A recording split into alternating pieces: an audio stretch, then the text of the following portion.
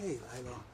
We can start over again. Hey, folks, Guy with California Times, sitting in a backyard in San Anselmo with the Public Works Director of San Anselmo, Sean, who's come back to join me. Hello. Part two of an exciting conversation we just had a couple of days ago, and we're going to see if we can pick up the thread, or we don't quite know.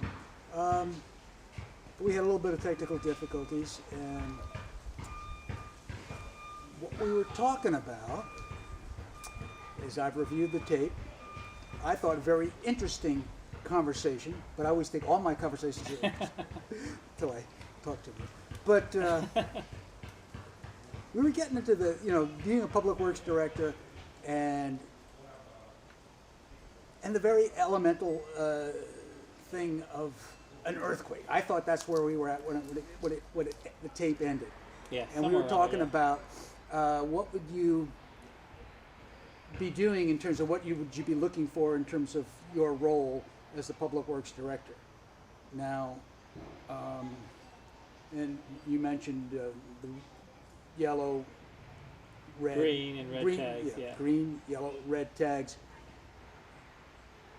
It sounds like, if you really wanted to look at it realistically, I can't even imagine for anybody in any municipality anything but like mind-blowing challenges, so we speak.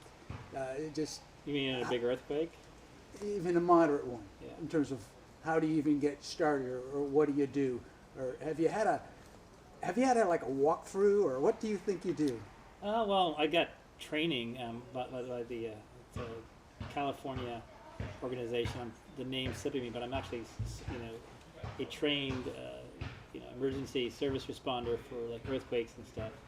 And basically, you go from building to building, right? You got to start somewhere, right? And in theory, you might go to the ones that are the worst damaged, right? If you can identify those at first. But you would go in a big earthquake. You would pretty much have to try to look at the areas that are hardest hit, and then start going from structure to structure. But it's one of the things, I guess, in a way, in terms of the immediate emergency that reveals itself in the result of that event.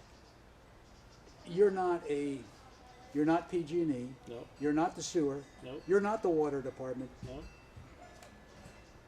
But are you kind of?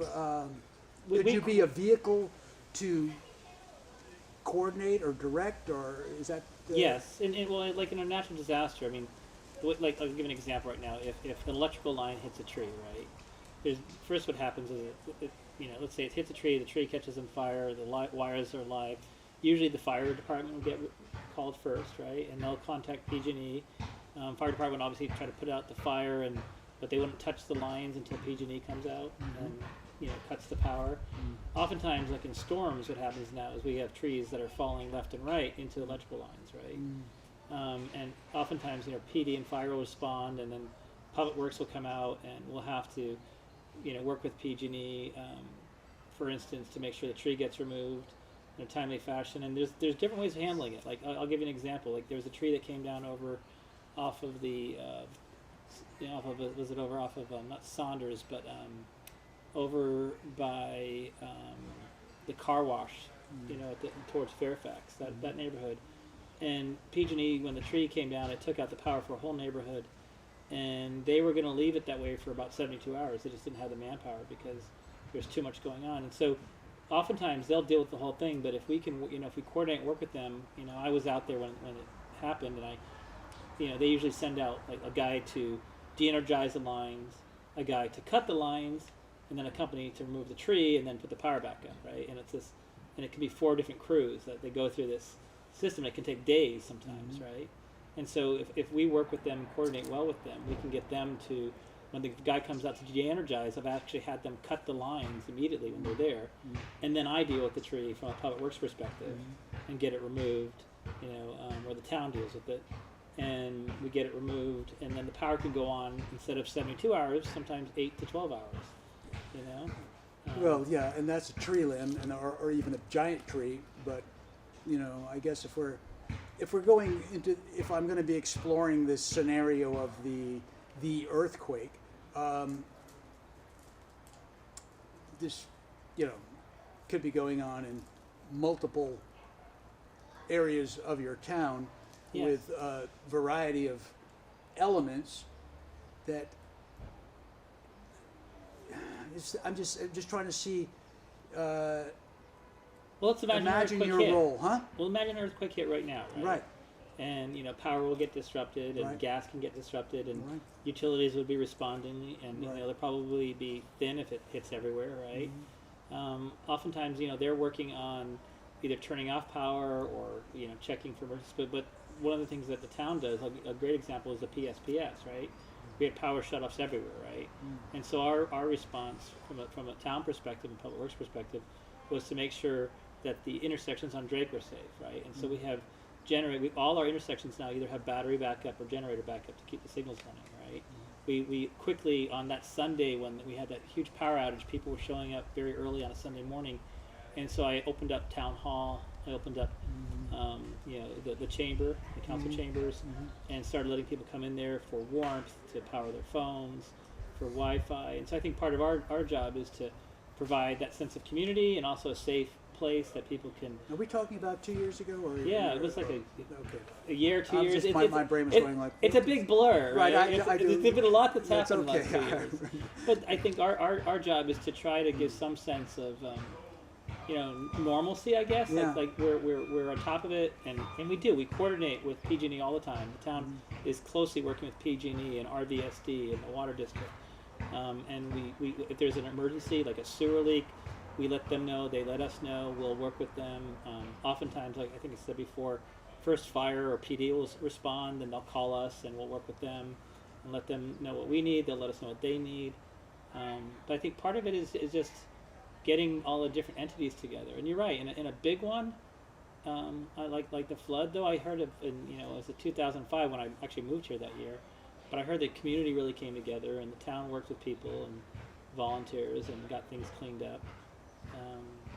I actually think human beings are remarkable in disaster. And like the '89 earthquake, I was in San Francisco. It's. You know,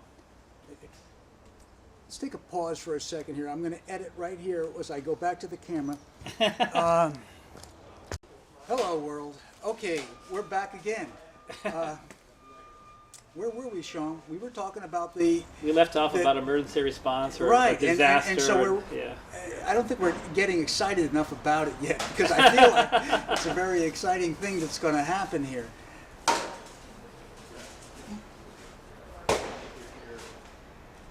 My sense is a lot's going on. There's going to be some chaos for sure, and it's not. Whose job is it in San Anselmo? What governmental body? You, or how does that work? How does people get together to try to respond to emergencies? To try to coordinate. So it's to make decisions in terms of like, you got to get somebody here. Well, the town manager. We have an emergency operations center, right, which is historically been at the town, but now there's a command center at the county that kind of coordinates everything in theory. So, and there's also like if resources are needed, the county helps figure out where resources are and how to get them to different locations. Historically, like I said, a lot of times it's been in downtown San Anselmo where the EOC has been, but now the county has a command center. Has the county supplanted the town then in terms of? I wouldn't say supplanted, but the town manager in theory would go there, especially in a flood event. He would go where? To the county. If there's a big disaster and we're flooding, like you're basically stuck in town hall in the middle of a flood, so it doesn't make much sense to be inside of the building during a flood event, right? I guess. So I don't know why it would make sense to be in the emergency offices 5 miles away from your town. I think that's to be determined. They're trying to figure out what makes the most sense. That's sort of like, this is what I feel like my brain tells me. What are we up against with a streamlined sense of responsibility or control in disaster, where instead you've got these regionalized responses that I feel like, I trust that the Well, like plan I'm on the needs well. ground, right? I would Right. be in the field or on the ground and, Right. and basically delegating to my staff and the crew and working with the fire and PD, Right. Yeah. utilities. So the way to look at it is you do like the EOCs, in theory, they're in place to basically make sure that resources are being allocated correctly and working with the different jurisdictions. A great example is during the PSPS, right, with the public safety power shutdown. I would reach out to the county EOC, like if we needed fuel or if we needed assistance in different things. I also worked with San Rafael, was able to get us a tanker of fuel both for the town of San Anselmo, for our diesel, for our generators, and even for the fire department. And we also were able to, I was able to assist Ross, town of Ross, by getting them fuel too at one point. Part of the EOC is just to make sure everybody's talking and communicating with each other. And the EOC, Emergency, it's Marin County's emergency yeah, county thing. Office of, now I'm forgetting it now, what the acronym is. I said it earlier. That is Marin County's emergency organization. Emergency Operations Center, I believe is what it stands for. Okay, and it's interesting. And so then in my perspective of where we almost went with the conversation, maybe we started to go into it a couple of days ago. We have digressions going on here. So we talked about the element of what it means to build more large structures in a community, as Are you talking about Marin apartment County and the state, and how does that then affect the community and local community and emergency responders? I mean, the more, if you had More people? 4 more, exactly, and is it affecting the safety and the well-being of the existing community? So that's such a political. So I would say, in theory, It has to. if you're building new apartment buildings, all right, Yeah. or new infrastructure, Right. housing, you're also getting more tax basis, right? What like San Anselmo, I think 80-90% of its tax basis is from property taxes, right? Right. And that's how we pay for everything. So if you have more housing, your tax basis goes up. So then you have more resources, in theory, for PD and fire and hospitals, right? In theory. That is exactly how it all works, isn't it? Yeah. Because the local governments and anywhere you go, one of the jobs of, like, if you're the manager, is like, how do you make sure that your tax revenue, you don't want to see it fall off. If anything, you're hoping that tax revenue increases. Yeah. So there's always this sort of this carrot dangling in the stick of your mayor or your town manager or whatever to go along with the new business or more people and taxes. And that's sort of a I think ultimately it's up to the local issue. government, though, right? Huh? It's up to the local government, though. So, like, whether our council wants to build new housing, or, it's up to the local government to some degree. Because I think, like you said earlier, the state is mandating that we allow more housing. That's where you're going. I'm going to read the quote Yeah. because you say it's up to the local governments. Over the Put my last foot in my mouth. over the last several years, a raft of new state laws have stripped local jurisdictions of much of their discretion to review and approve residential housing projects. So, ideally, it would be up to the local governments to make these decisions as to. But some of it's being, you're right, a lot of it, local authority is being taken away by the state. Yeah, for how many units you can have on a property or side yard setbacks for an ADU. And a lot of these actually are planning questions. Like, you might even want to speak to the planning director, because our current planning director, she would know better, at least Simone, than I do. Right. I know. It's I'm kind of yeah. coming at this discussion Yeah. because, as we established in the first conversation, this is a nuts and bolts operation. You're concerned about nuts and bolts as the public works guy. Keeping things operating. Keeping things operating. And reducing and making it safe. And right. And so we've got this model that we inherited in California, or is the European model that we inherited when our forefathers and mothers came to this country, of that economics is about development and growth, and you just keep building and building, and you're not even supposed to imagine that you've had enough. Although Marin County's done a pretty good job about limiting growth, right? Oh, like what you do you think mean? 80%? You can't congratulate. 80% You should be of the land's ashamed. protected. You should be ashamed of saying that. Don't you know? That just shows how how terribly inequitous. Do you have a word there? Inequitable? Inequitable.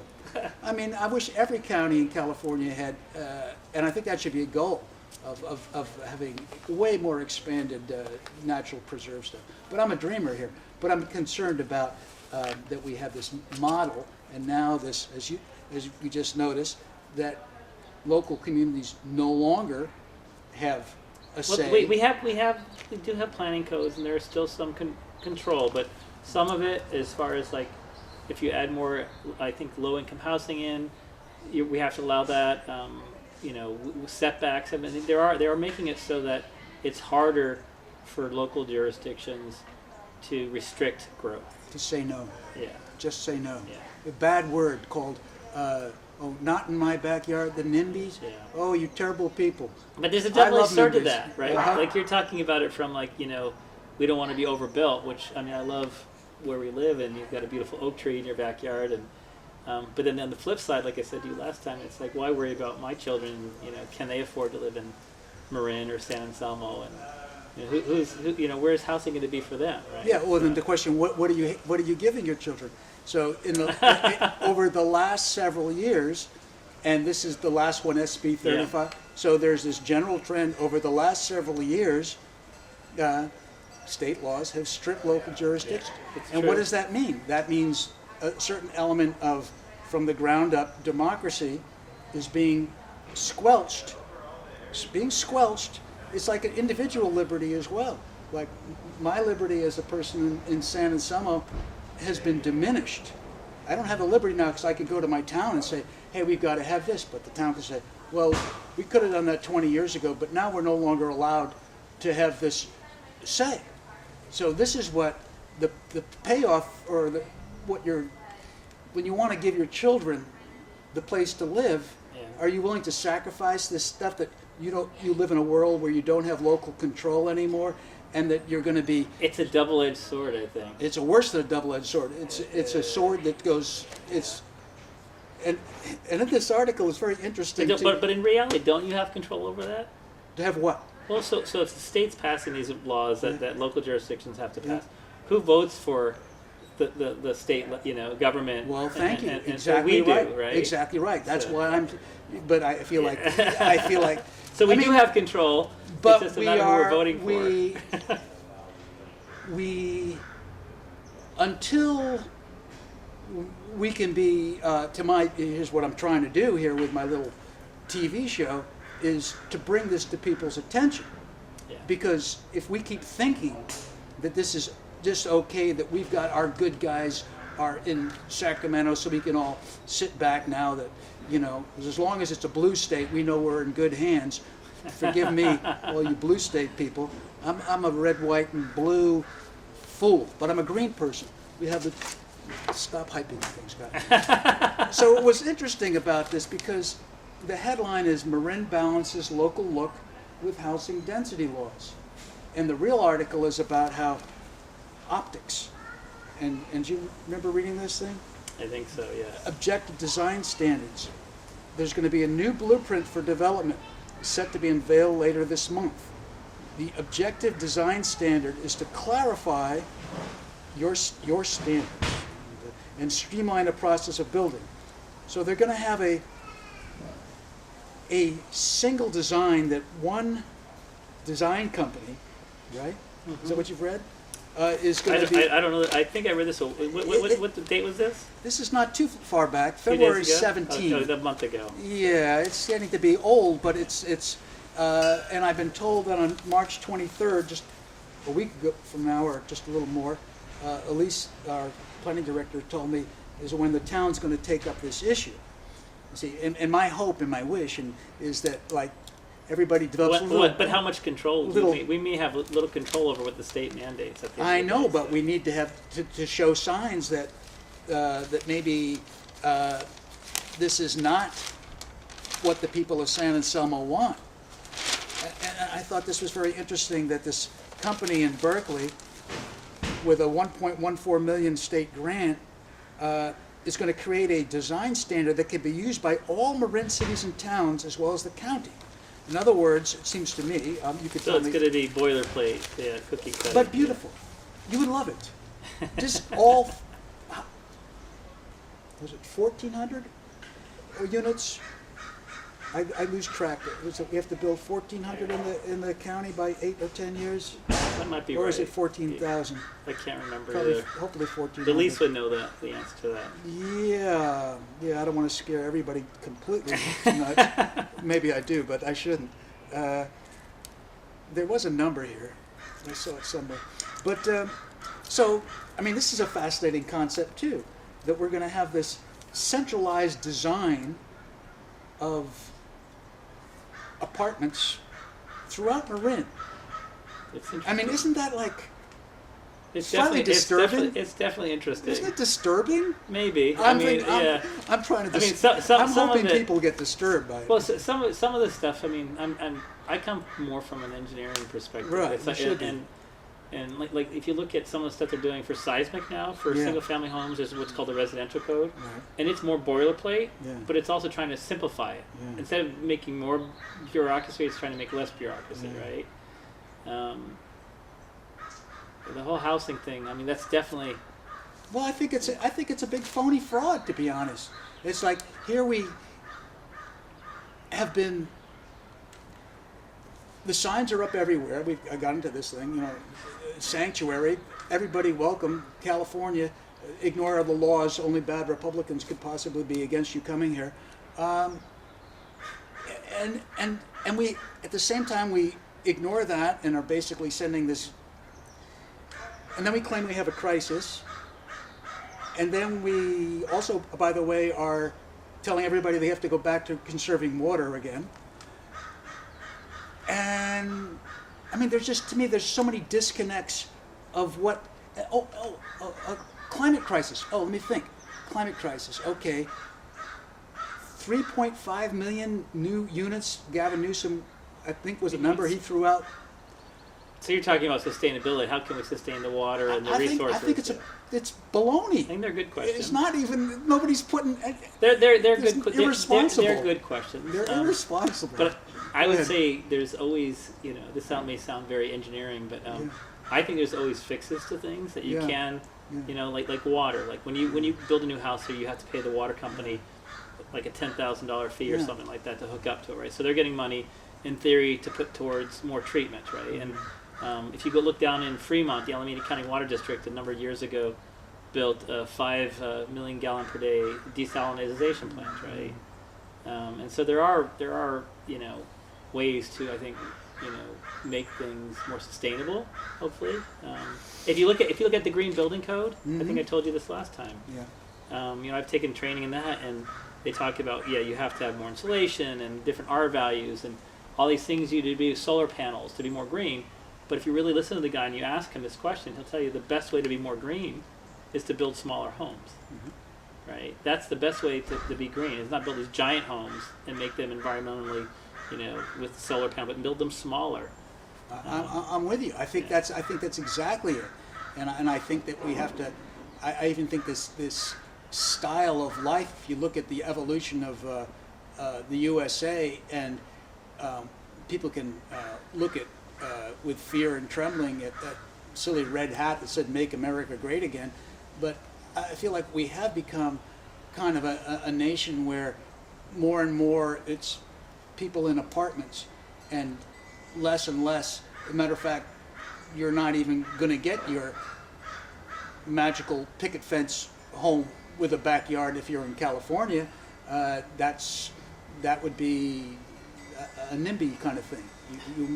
Must be, and I think Inexpensive. I think we haven't put all the plugs together in the circuit of what environmentalism can work with a standing up on behalf of your community. See, this is why I feel like the NIMBY thing is begging us to say, what if we reversed?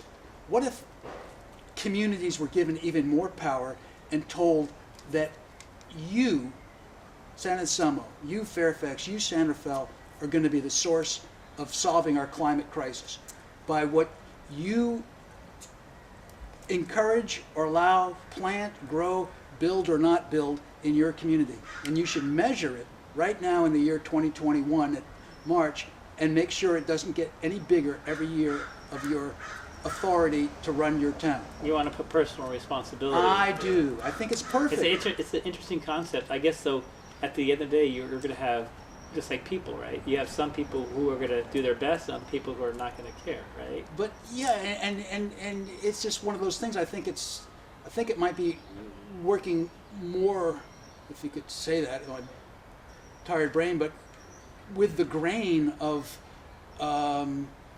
this is the thing I think with environmentalism, the modern environmentalism feels like we're going to have to just mandate something because people just aren't good. We just, as soon as we finally get ourselves, we declare this climate emergency, which is the next emergency now, and people will just, finally, we'll get somebody in charge who will just tell people, you're not allowed to drive today, or, that type of thing. But I'm suggesting the opposite, or the different approach, that is, take care of your borders, be a little You're cruel to be coming kind. from a free market approach almost. Trying to, or imagining it, or feeling like we're just blind to the opportunity. I feel like ecology offers a healing message to partisanship. That if you see the full picture, the full connectivity of all human beings, and listen to everybody, it's like.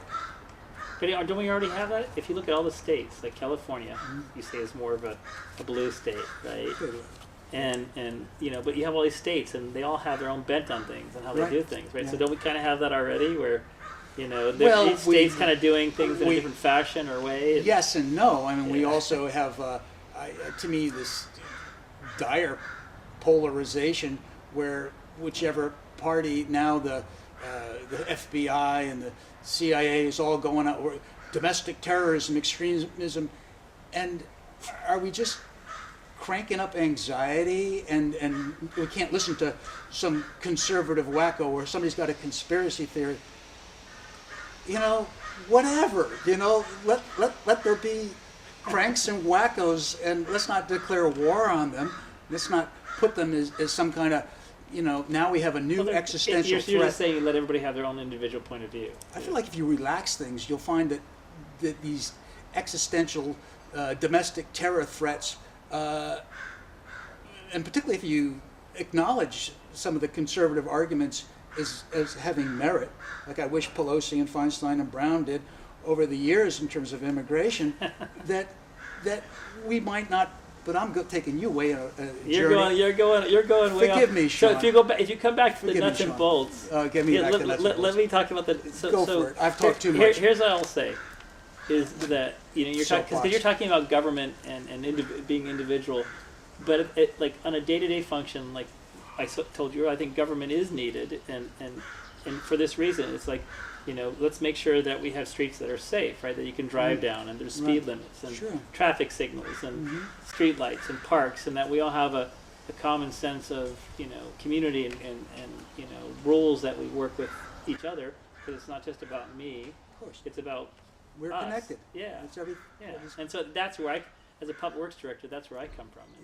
And trying to, politics aside, I mean, I do have my own political views and all that stuff, and some of the stuff I may agree or disagree with you, but I do think that whether you're right or left or in the middle, that we all live together. We're all Americans. At least that's how I like to think. And that if we respect each other's opinions and the right to have our own way of life, that my job is to make sure that that the day-to-day is functioning. Whether and if there's a disaster, whether it's a natural disaster or a man-made disaster, that my job is to hopefully help fix that problem with all the other fire department, police department, so on and so forth, and then getting people to understand that. I mean, to be honest with you, sometimes with COVID or even other issues in this town, people oftentimes they you can look at it only how you're impacted. You know, like look at flooding, for example, and this is all get a little more political. People who don't flood are like, well, why do I have to pay for the flooding down there? But I'm saying, well, then you have landslides up there, right? So do the people who don't get landslides, should they pay for? And so that's where we're a community, right? We need to share resources and work together to make it a safe town for everybody, right? Here's my politics. No, that's perfect, and it's important. And I think that, like, I'm thinking of the song, of the line from America the Beautiful, Patriots' dreams that sees beyond the years. So we got to look ahead as to what we're doing. So are we building a situation that that's sustainable? That you got nuts and bolts to take care of? Are we making it more and more moving parts and nuts and bolts that we don't have to? That we're encouraging something that we don't have to encourage, and that we can find that, you know. Here's what I will give you. Alternative. If we don't take care of the infrastructure that we have, Yeah. that's 50 years old and plus and falling apart, Yeah. like a year or two ago, the U.S. got a D+ in the American Society of Civil Engineers about our infrastructure, whether it's our hospitals or our buildings or our streets. And if we don't take care of what we have, we shouldn't build more until we take care of what we have. I will say that we need to fix what we have, right? Like even the town of San Anselmo, where we used to have a pavement condition index of 50, right, when I started here. Now we're at about 70, which is actually considered like a magic number. Out of 100, it goes from 0 to 100, 100 being like a perfect score. But you can really only get up into the 80s, because as soon as you build a road, the next day it's already deteriorated, right? We're talking about your pothole index. Well, yeah, it's a pavement condition index. Yeah. Right, Pothole index, you can call it that if you want. But we're at 70 now, which is really good, right? But then so that's just one aspect. And then what about preventing flooding? And then what about a lot of our buildings, right? We don't have enough money to take care of all our buildings. We only have 6 buildings, right? And we have 6 parks.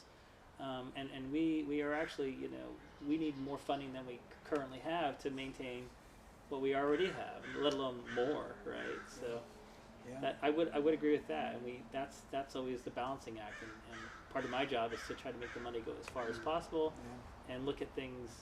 At least I like to look outside of the box, and working with utilities. Like we've worked really well with PG&E and other utilities, and sharing the cost of paving.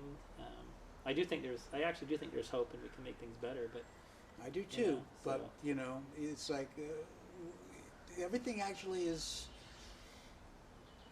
I don't know. Is it perfect? It's not perfect, of course, but it's. There's still a path. Here's the day. What do we do? And again, we need everybody to be communicating, and local people, even. That's why people should outside- vote. They should go to council meetings. They should pay And it's attention to not local easy. government. And it's Yeah. not easy. Yeah. I got white hair now. How many 40 years of what should I be reading newspapers, or should I be ignoring them? Which is the Which is worse. which is worse? Which is better? You know. Anyways,